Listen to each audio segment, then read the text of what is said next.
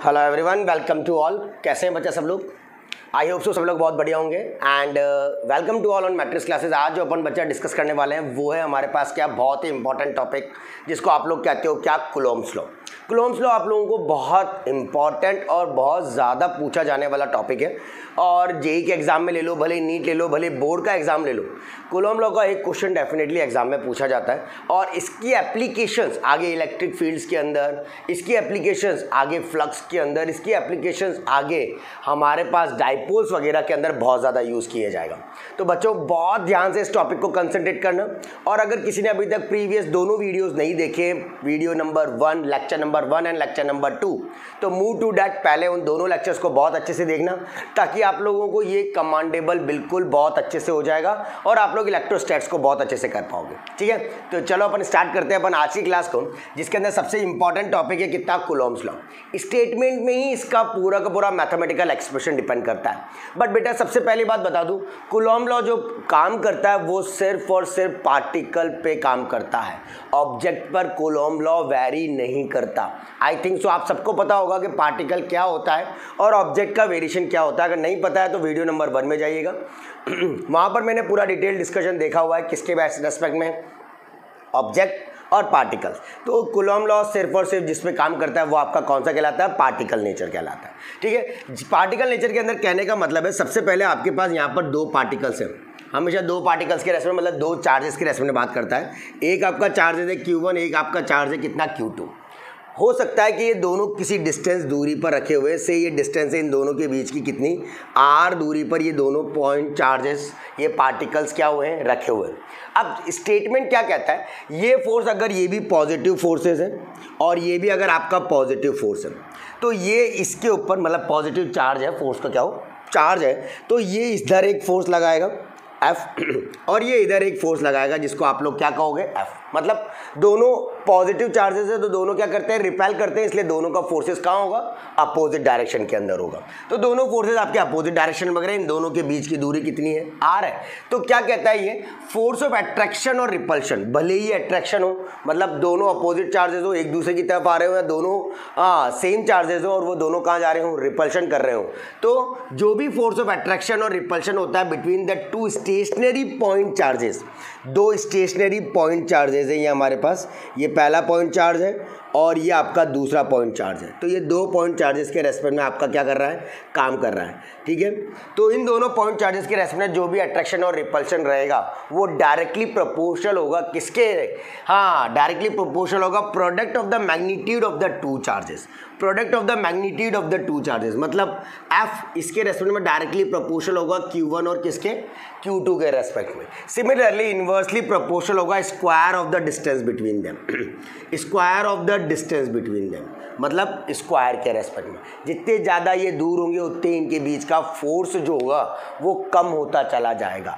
जैसे डिस्टेंस बढ़ाते चले जाओ, फोर्स ऑटोमेटिकली इन्वर्स मतलब कम होता चला जाएगा। ऑब्वियसली बात है, मैं यहाँ हूँ और तुम यहाँ हो तो अपन दोनों का एक दूसरे के ऊपर फोर्स क्या लग रहा है, बहुत कम लग रहा है या बिल्कुल नील के बराबर ही लग रहा है। तो ये चीज़ें कूलॉम लॉ ने बोली और फिर इन दोनों को कंबाइन किया, से ये बोला इक्वेशन नंबर 1, से बोला इक्वेशन नंबर 2, कंबाइन 1 एंड 2, ये इसका मैथमेटिकल एक्सप्रेशन है। कंबाइन फर्स्ट एंड सेकंड, इन दोनों को कंबाइन कर लिया।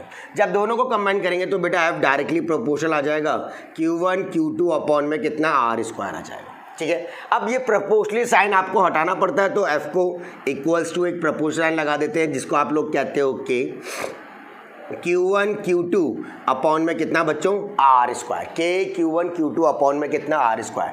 K आपका कांस्टेंट ऑफ प्रोपोर्शनलिटी कहलाता है, वैसे ये आपका मेन फॉर्मूला है जो कूलॉम लॉ के रेस्पेक्ट में डिराइव किया जाता है। K आपका प्रोपोर्शनलिटी कांस्टेंट कहलाता है। ठीक है, प्रोपोर्शनलिटी कांस्टेंट कहलाता है जिसकी वैल्यू होती है 1/4 पाई एप्सिलॉन नॉट। कितनी होती है, 1/4 पाई एप्सिलॉन नॉट। 4 कांस्टेंट है, पाई की वैल्यू 3.14 और एप्सिलॉन नॉट आपका परमिटिविटी कहलाता है। इसकी पूरी की कांस्टेंट वैल्यू आती है 9 × 10⁹ यूनिट न्यूटन मीटर स्क्वायर पर, हाँ न्यूटन मीटर स्क्वायर पर कूलॉम स्क्वायर या न्यूटन कूलॉम स्क्वायर पर, इसके रेस्पेक्ट में कैसे निकालते हैं, पर कूलॉम कैसे निकालते हैं, ध्यान से देखना। के की यूनिट निकालनी है, के कैसे निकालोगे, F इंटू कितना आर स्क्वायर अपॉन में क्या कर दिया Q1 Q2, ठीक है। तो कूलॉम का क्या हो जाएगा स्क्वायर। फोर्स की यूनिट होती है न्यूटन, डिस्टेंस होता है मीटर में, और चार्जेस होते हैं कूलॉम इंटू कूलॉम, कितना हो जाएगा कूलॉम का स्क्वायर हो जाएगा। आई थिंक सो ये वाली बात आप लोगों को क्लियर हो रही होगी और आप लोग देख पा रहे होंगे कि यार परमिटिविटी आपका किस तरीके से वैरी करता है और एप्सिलॉन नॉट आपका कैसे वैरी करता है। आई थिंक सबको पता होगा कि के आपका चेंज होता रहता है अकॉर्डिंग टू द मीडियम। किसके रेस्पेक्ट में? Medium. Permittivity of free space जो है उसको आप लोग किससे रिप्रेजेंट करते हो? एप्सिलॉन नॉट से रिप्रेजेंट करते हो। ये परमिटिविटी ऑफ फ्री स्पेस के रेस्पेक्ट में या वैक्यूम के रेस्पेक्ट में आपको डिजाइन करने वाली क्वांटिटी कहलाती है। ठीक है, स्मॉल लोग जल्दी से इसको देखो क्या कह रहा है और किस तरीके से कह रहा है। अगर बच्चा ये परमिटिविटी ऑफ फ्री स्पेस, चलो मैं लिख ही देता हूं तुम्हारे लिए। एप्सिलॉन नॉट क्या होता है? Epsilon not is permittivity of free space कहलाता है। ये फ्री स्पेस की परमिटिविटी है या फिर वैक्यूम। अगर बेटा ये परमिटिविटी ऑफ फ्री स्पेस और वैक्यूम में नहीं है तो ये वाली क्वांटिटी आपकी क्या हो जाएगी? बदल जाएगी। ये वाली क्वांटिटी आपकी टोटली क्या हो जाएगी? चेंज हो जाएगी। If not in vacuum replace as epsilon as a medium. इसको आप रिप्लेस करके क्या बना दोगे? एक मीडियम बना दोगे। इफ़ यहाँ पर लिख देता हूँ, if not in vacuum replace epsilon naught by किससे? एप्सिलॉन से रिप्लेस कर देंगे और वो आपकी परमिटिविटी ऑफ क्या बन जाएगी फिर? हाँ, मीडियम बन जाएगा। डिपेंड करेगा किसके ऊपर? मीडियम के ऊपर।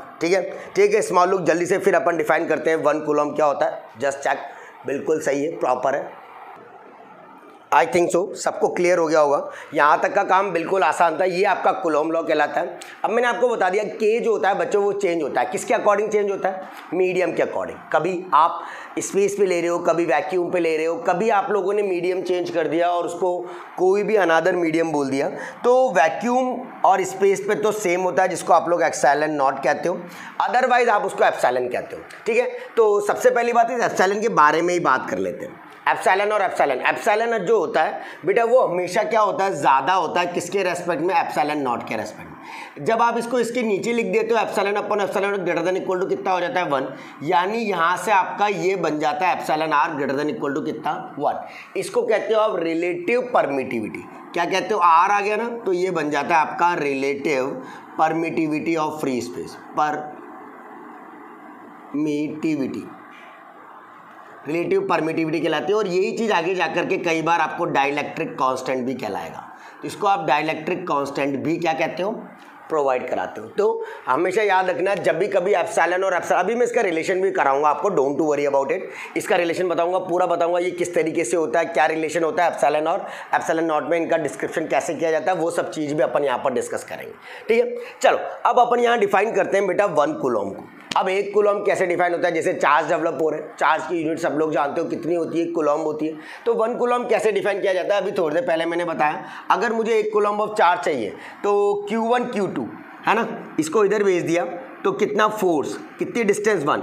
अगर फोर्स आपका डिस्टेंस अगर आपकी 1 मीटर है और चार्जेस आपके 1 कूलॉम पर काम कर रहे हैं तो फोर्स किसके बराबर होगा? के के। और के की यूनिट क्या बताई मैंने? 9 × 10⁹ न्यूटन मीटर स्क्वायर पर कूलॉम स्क्वायर बताया है ना। तो उसी फॉर्मेट में इसकी डेफिनेशन भी होती है। 1 Coulomb is that amount of charge. ये वो अमाउंट ऑफ चार्ज है जो रिपेल कर रहा है इक्वल एंड सिमिलर चार्जेस को। ये दोनों चार्जेस बराबर होंगे Q × Q, तभी तो Q स्क्वायर होगा, तभी तो कूलॉम की वैल्यू निकलेगी आपके पास। तो is that amount of charge that repel and equal and similar charges with the force कितना? 9 × 10⁹ क्यों? क्योंकि अगर कूलॉम की वैल्यू 1 कूलॉम हो गई, मतलब चार्ज की वैल्यू 1 कूलॉम हो गई और डिस्टेंस आपका 1 मीटर का हो गया, तो फोर्स किसके बराबर हो गया? आपका के बराबर हो गया। और के आपका क्या कहलाता है? 9 × 10⁹ newton. When place in vacuum at a distance of 1 metre from it. जब डिस्टेंस कितनी होगी? 1 मीटर होगी, तब आप उसको बारे में बात करोगे। ठीक है, आई थिंक सो इसमें कोई डाउट नहीं आएगा। ये आपका 1 कूलॉम और के यानी कूलॉम लॉ आपका डिफाइन हो गया। कितना? के Q1 Q2 अपॉन में कितना? R square. जल्दी से एक प्यारा सा लुक लो, फिर अपन इसका वेक्टर फॉर्मेट डिस्कस करते हैं। कूलॉम लॉ का वेक्टर फॉर्म क्या होता है और किस तरीके से बनाते हैं। अब अपन वेक्टर फॉर्म पढ़ेंगे किसका? कूलॉम लॉ का। तो ध्यान से देखना बेटा वेक्टर फॉर्म क्या होती है और कैसे जनरलाइज करते हैं। सबसे पहली बात वेक्टर फॉर्म, वेक्टर मतलब होता है क्या, डायरेक्शन और मैग्नीट्यूड, मतलब आपके पास कुछ डायरेक्शन भी होगा कुछ मैग्नीट्यूड भी होगा। वेक्टर फॉर्मेट की खास बात होती है बच्चों कि जब भी कभी इस चीज़ को डिफाइन करते हो तो हमेशा यूनिट वेक्टर की फॉर्मेट में होता है। अब यूनिट वेक्टर क्या होता है, ये एक नया वर्ड आ गया आप लोगों के सामने। यूनिट वेक्टर होता है जो वेक्टर किसी के भी डायरेक्शन में मूव कर रहा हो, ठीक है। से मैंने बोला ये एन कैप, एन कैप कोई यूनिट वेक्टर है, एन कैप और unit vector in the direction of given vector, unit vector in direction of given vector, ऐसा आप लोगों ने वेक्टर्स में पढ़ा होगा, I hope so. In unit vector in the direction of given vector, जो भी गिवन वेक्टर होता है उसकी डायरेक्शन में मूव करने वाली क्वांटिटी होती है, और इस यूनिट वेक्टर को आप एन वेक्टर अपॉन मॉड में एन वेक्टर कहते हो। ऐसा आप लोगों ने मैथ्स में भी पढ़ा है, और ऐसा आप लोगों ने फिजिक्स में जब सबसे पहले 11th स्टार्ट करी थी तो यूनिट एंड डायमेंशंस के बाद वेक्टर को सबसे पहले डिस्कस किया होगा, क्योंकि इसके बिना बहुत सारे रिलेटिव पोजिशन, रिलेटिव मोशंस वगैरह डिस्कस किए जाते हैं और वो इतनी जल्दी प्रोसीड नहीं हो पाते। तो वही चीज़ यहाँ पर है, वेक्टर फॉर्मेट के अंदर आपने क्या किया, आपने कंसिडर किया दो चार्जेस मतलब Q1 और Q2, ऑरिजिन से उनकी दूरी लाइक दिस, इस तरीके से। तो इसकी यहाँ से ऑरिजिन से दूरी अगर R1 है और इसकी यहाँ से ऑरिजिन से दूरी अगर R2 है, तो दोनों का रिजल्टेंट जो बीच में बनेगा वो R21 बनेगा, और उसको आप लोग कहोगे क्या, R2 माइनस का कितना R1 के इतनी डिस्टेंस उन लोगों की ट्रैवल हो चुकी है आपस में एक दूसरे के चार्जेस के रेस्पेक्ट में। से अगर मैंने यहाँ पर कुलम, ये जो यहाँ फोर्सेज लगते हैं ये F12 और ये, जैसे मैंने यहाँ प्लस Q1 चार्जेस लिया, ये माइनस का प्लस का Q2 चार्जेस लिया, दोनों चार्जेस सिमिलर चार्जेस लिए। अगर सिमिलर चार्जेस अगर अपन ले रहे हैं, यानी Q1 Q2 जो है, Q1 Q2 क्या है, ज़्यादा है किससे, 0 से। Q1 Q2 की वैल्यू किससे ज़्यादा है आपकी, 0 से ज़्यादा रहेगी, ठीक है। अगर ज़्यादा है तो क्या होगा, इसकी वजह से इसके इधर एक फोर्स लगेगा, मतलब इस चार्ज का इसकी वजह से इसको इधर फोर्स लगाएगा, और इस चार्ज की वजह से इसके ऊपर उधर फोर्स लगेगा। ऑब्वियस सी बात है, दोनों एक दूसरे को क्या करने की कोशिश करेंगे, रिपेल करने की कोशिश करेंगे, और ये आपका बिल्कुल रिपल्शन वाला फिनोमिना जनरेट करके देगा, ठीक है। तो यही चीज़ अपन यहाँ पर डेवलप करेंगे। अगर मुझे चाहिए F12 वेक्टर अगर अपन को चाहिए, या F21 वेक्टर अगर अपने को चाहिए, तो F21 फॉर्मूला वही लगाएंगे, K Q1 Q2 अपॉन में कितना R², अपॉन में कितना R² मतलब वही, और R21 ले रहे हैं तो 1-2 कैप होगा। 2-1 ले रहे हैं तो डायरेक्शन उसकी अपोजिट वाली होगी, और जो डायरेक्शन अपोजिट वाली होगी वो आपकी कौन सी डायरेक्शन कहलाएगी, 2-1 वाली डायरेक्शन कहलाएगी या 1-2 वाली डायरेक्शन कहलाएगी, ठीक है। तो अगर आपने F21 निकालने की कोशिश करी तो 1-2 होगा। इसको आप लिखना चाहते हो तो 1/4 पाई एप्सिलॉन नॉट, यहाँ लिख दोगे Q1 Q2 अपॉन में कितना R², इसको लिख दोगे R12 वेक्टर अपॉन मॉड में R12 वेक्टर, हाँ यूनिट। बिल्कुल यही फॉर्मेट जो आपने यहाँ पर अप्लाई करी है उसको आप लोग डायरेक्टली यहाँ पर लगा सकते हो इस तरीके से। तो ये चीज़ आपकी क्या कहलाएगी, F21 वेक्टर। मतलब ये चीज़ क्या है, F21 फोर्स लग रहा है, किसका, किसके ऊपर लग रहा है, 2 के ऊपर। किसकी वजह से लग रहा है, 1 की वजह से। तो इसको आप लोग कहते हो क्या, force on charge Q2, force on charge Q2 due to Q1, force on charge Q2 due to Q1 की वजह से। Similarly force on charge Q1 due to किसके, Q2 अगर अपने को निकालना है तो आप बिल्कुल सेम काम कर सकते हो, K Q1 Q2 अपॉन में कितना R², यहाँ कर दोगे बेटा R21 कैप। क्या कर देंगे अपन, R21 कैप। और यही चीज़ 1/4 pi epsilon not Q1 Q2 upon में कितना R², इसको कर दोगे तो R21 वेक्टर अपॉन मॉड में R21 वेक्टर आपके पास बिल्कुल आसान हो जाएगा। तो ये चीज़ आपकी कहलाती है वेक्टर फॉर्म जो अपन यहाँ पर जनरेट करते हैं। ध्यान से एक चीज़ को हमेशा नोटिस अप करना बेटा, R12 वेक्टर जो होता है वो हमेशा अपोजिट होता है किसके, R21 वेक्टर से। मैग्नीट्यूड में भले ही दोनों सेम होते हैं बट डायरेक्शन दोनों की अपोजिट होती है, एक की इधर और एक की इधर रहती है ऑलवेज, भले अट्रैक्शन फिनोमिना हो भले रिपल्शन फिनोमिना हो। अगर यही चीज़ बच्चों में तुमसे बोलूँ कि ये नेगेटिव है और ये एक पॉजिटिव है, एक चार्ज आपका पॉजिटिव और एक चार्ज आपका क्या आ गया, नेगेटिव आ गया, तो पॉजिटिव और नेगेटिव के रेस्पेक्ट में क्या डेवलप होगा, से इसको बोल दिया ये प्लस का Q1 है और ये दूसरा चार्ज है जो माइनस का कितना Q2 है। तो बेटा इसका इसके इधर लगेगा फोर्स F12 वेक्टर, इसका इधर लगेगा फोर्स F21 वेक्टर, और इन दोनों के बीच की दूरी अभी भी कितनी है, R है, और डायरेक्शन वही रहेगी बेटा लाइक दिस, इसका इधर और इसका रेस्पेक्ट में इधर, यहाँ पर R12 और R21 कैप है ना, और इधर भी क्या लगेगा R21। डिस्टेंस पर कोई फ़र्क नहीं पड़ेगा, डिस्टेंस के डायरेक्शन वही रहेंगे, डिस्टेंस तो आपकी सेम ही है, उसमें कोई फ़र्क थोड़ी पड़ रहा है, भले चार्जेस आपके अपोजिट हो या क्या हो, सेम। तो डिस्टेंस आपकी 1 to वाली r21, सिमिलरली जो फोर्स होता है वो भी आपका अपोजिट होता है, माइनस का कितना F21 वेक्टर। सेम तरीके से आप दोनों चीज़ें वैरी करते हो, इसी को कहते हैं डायरेक्शन फिनोमिना और vector form of the Coulomb law.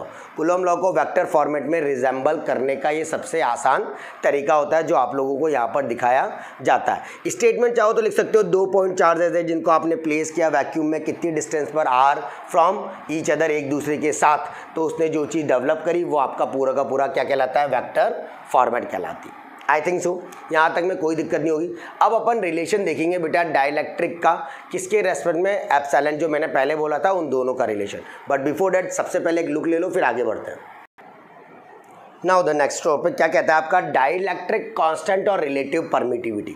Dielectric constant बेटा अभी थोड़ी देर पहले मैंने आपको बताया डाइलेक्ट्रिक कांस्टेंट क्या होता है, जो प्रोपोर्शनल कांस्टेंट को हटा करके आप लोग लगाते हो उसको डाइलेक्ट्रिक कांस्टेंट कहते हैं। मतलब यूँ मानो कि एप्सिलॉन आर जो था, मतलब के की वैल्यू के अंदर जो रिप्रेजेंटेशन आ रहा था उस क्वांटिटी को प्रोपोर्शनली, वो आपका डाइलेक्ट्रिक कांस्टेंट कहलाता है। तो सबसे पहली बात इसकी होता क्या है ना, सबसे पहली बात ये होता क्या है, इसको कैसे यूज़ करते हैं, ये वो परमिटिविटी है, प्रॉपर्टी। परमिटिविटी का मतलब क्या था, ये वो प्रॉपर्टी होती है मीडियम की विच डिटरमाइन द इलेक्ट्रिक फोर्स, जो इलेक्ट्रिक फोर्स के बारे में बताता है बिटवीन टू चार्जेस, दो चार्जेस के बीच में कितना इलेक्ट्रिक फोर्स है उसकी क्वांटिटी के बारे में बताने वाली चीज़ क्या कहलाती है, आपकी परमिटिविटी कहलाती है। सिचुएटेड इन दैट मीडियम, जो उस मीडियम में क्या है, रखा हुआ है। से अगर मैं वैक्यूम की बात करता हूँ, दो चीज़ें आपके पास होती है, एक होता है एफ वैक्यूम और एक होता है आपका एफ मीडियम।